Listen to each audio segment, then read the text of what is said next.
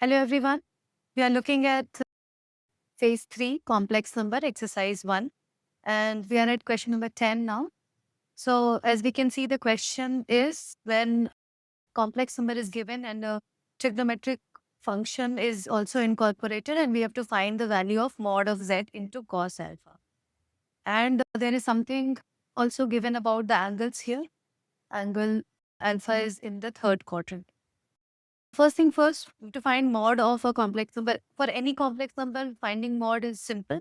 We square the real part and we square the imaginary part. So here again, 1 square is 1. So 1 plus tan square alpha and square root will give the mod of the complex number.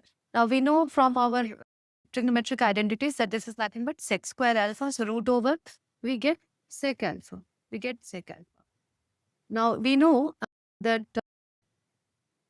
alpha here is in the third quadrant. Alpha here is in the third quadrant. So if we have to take out the mod part or unpack this, so this is minus of sec alpha. And simply because alpha in the third quadrant sec is 1 by cos will be negative. So z is equal to mod z is equal to this. Now cos alpha is minus of sec alpha into cos alpha. Now whatever the value of sec, cos into sec, cos alpha into sec alpha, they are multiplicative inverse. So we finally get -1 here.